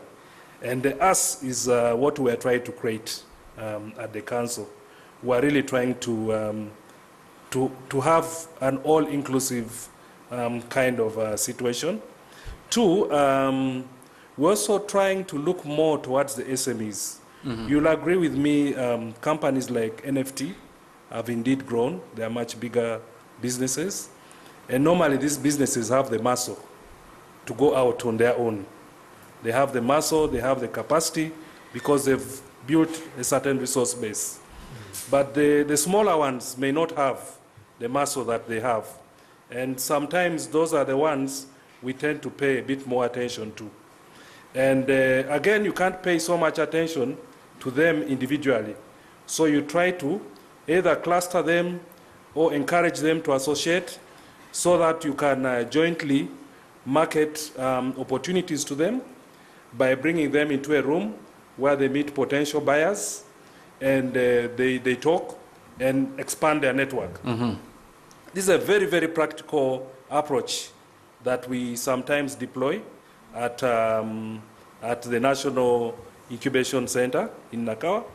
We bring them and we practically encourage them to engage with the potential buyers, and they start building that capacity to seek out the opportunities and talk to them and tell them what they have, try and pitch to them. We took some to Dubai. Of course, that was a bit too early, but again, they were practically engaging with potential buyers.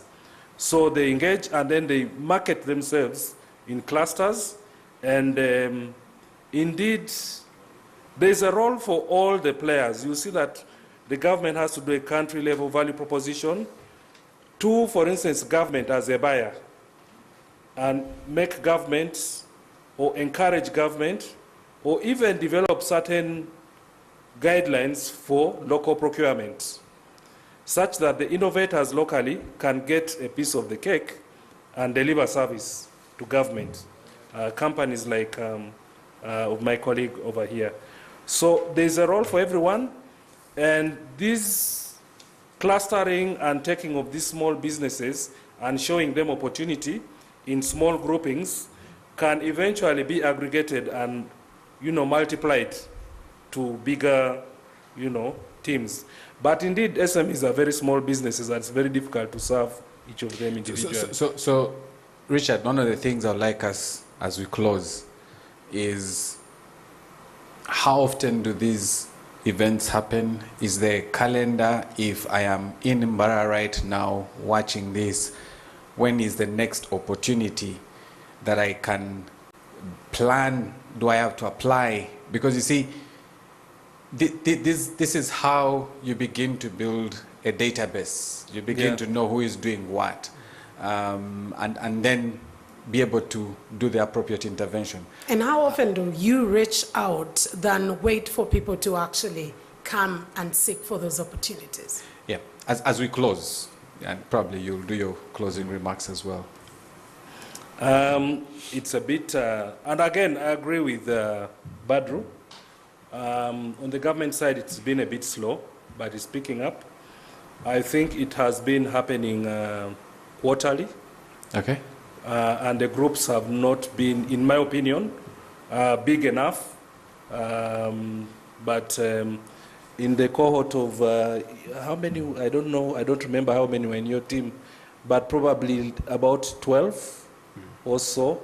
So it's a growing initiative, and I think the frequency will increase as well as the numbers. And through the system of the incubation and innovation hubs, especially the public ones attached to universities, it may be scaled to, now I'm speculating, I don't know yet when we will actualize this, because there are a lot of other factors at play. As I mentioned earlier, we're waiting for the policy to come out as well, so that we can speed up in doing some of these. We're still functions. analyzing. Martin, you brought 12 of them. How do we make this bigger to become that unleashing? And for me, why I'm asking you this is, you have the opportunity to play the part of being part of an incubator, but sometimes I also think the incubator gives us a limited view of what is out there. My perspective. The incubators give us a limited view of what is out there. There are many Juakali software developers. There are many Juakali people who are doing all sorts of services. The example I remembered was Mom in Fort Portal has somebody who is 30 kilometers away, close to 50 kilometers away, who maintains a banana plantation. So she outsourced that maintenance of banana plantation to someone. To another person. Because she was fed up of bringing individuals who were just not as serious. And I looked at those guys and I was like, how do I get these guys to become bigger? Because you could actually have. But yeah, as we close, your closing remarks. Thank you so much, Michael. I think what we need to do is we need to start by creating a database of all these people, and which I think that the council can actually champion, because we don't know who is offering what. Yeah.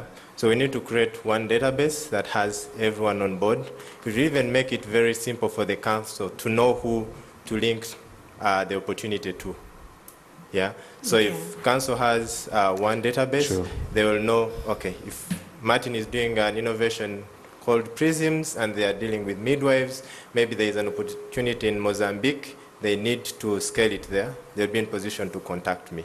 But if such a database doesn't exist, then they will not be in position to know who to reach out to. Okay. Yeah. All right, thank you. As we get to close this off, I would like Badru as well in closing to speak to a sector that we are all excited about. The government is excited about contributing to foreign direct investment and growing our GDP and all this good English that we always speak. And that's the oil and gas sector, and looping business process outsourcing in there. And how do we harness the potential in that sector? Great. We'd actually forgotten about oil and gas, which is interesting that the topic was that interesting. Well, oil and gas is definitely the biggest employer at the moment and has the biggest potential. And the nature of oil and gas is literally 80% of the human resource in oil and gas is outsourced. So that's a BPO ecosystem in that place. And it has the opportunity to actually generate and grow a lot better. It also resolves some of the issues that Michael talked about, because there are strict orders and rules and policies that needed for you to go on site. So in terms of bringing that structure, it's there. How is it doing? I think it will do with some policy interventions in terms of, we talked about it, the aligning of the concept of BPO with the tax ecosystem and all the other ecosystems around, because right now there's a bit of a gray line that we've been through PTA process for some time that needs to be resolved. But I think the oil and gas sector has the ability to actually create the long-term value. I just want to touch a little bit to this thing we have in this country of creating databases. I thought it helps us to get to doesn't. identify people. It doesn't. It is another part of paralysis through analysis. Market forces. We're a market-driven economy, right? People will come into and equip themselves for a business opportunity once it is clear and we've made it. So let's focus on creating those business opportunities as opposed to making lists. We went through that within the petroleum. We've made a list. We're making lists. It is paralysis through analysis. Let's create the market opportunities. You might put me on the list and I can't do the job. Yeah. Let market forces drive the opportunities. There are other ways of doing that. We also need to move away from what people tend to call a nanny state. The state doesn't have to tell you where the opportunities are. The state creates the opportunities and then you follow through. And because the state does not have the capacity to tell you all the opportunities, remember, the state depends on our taxes. So it can't drive us. We need to be able to drive it, and the state comes and follows and creates the order for the social contract that we have, that the state enables equality to happen. But the state cannot be our nanny, and we need to move away from that state. And really, on that, as I said, closing, I might have seemed to be bashing my friends at the council and at ministry. I am not. I am passionate about the potential that we can create. I know we have trained the potential to deliver. What we need to do is just to unleash them and create the guardrails for them. You can't create guardrails of what you don't know. It's like what we do in innovation. We let it happen, then we bring it in order, and then we bring the order in place. It's what we're seeing globally about artificial intelligence. People are trying now to bring it in order, but it still has a long way to go. And it has amazing opportunities for us and for the BPO ecosystem. Basically, to submit is thank you so much. I've enjoyed this state, but I think we need to drive and we need to continue this open dialogue. Thank you. I love when Badru says create opportunities and not lists, and this is the point where I break protocol and ask my co-host to actually give closing remarks. Wow. As I'm about to... Okay. Go ahead, Michael, it's okay. But I think as Badru was sharing, I quickly remembered that we have a Uganda business process outsourcing website and dash to it.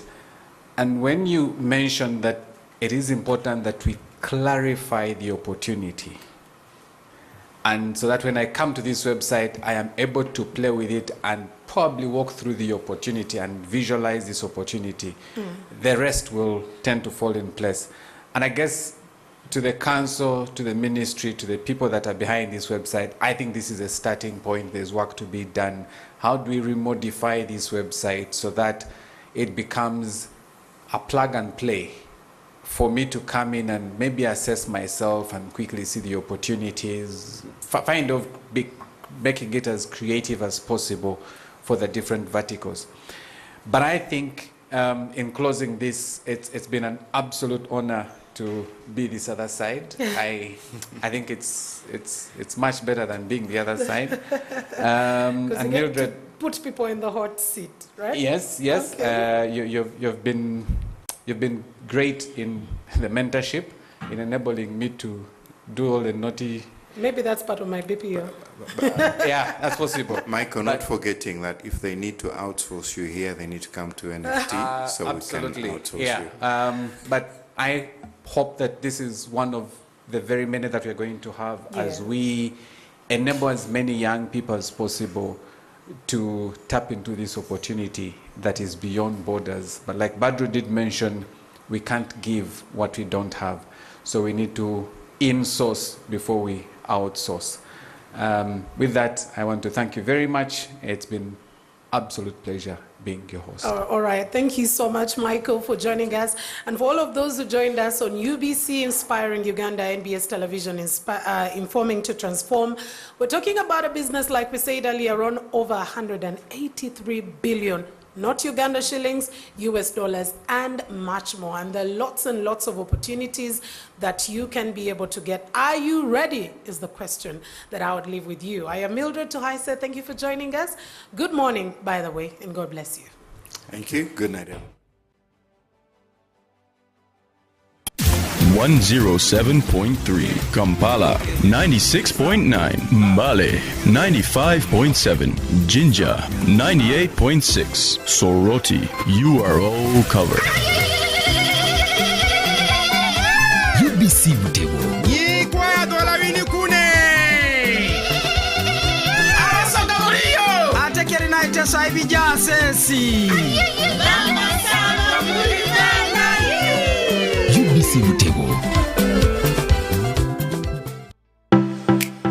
UBC is the national public broadcaster. We educate, inform, entertain, and inspire our audiences.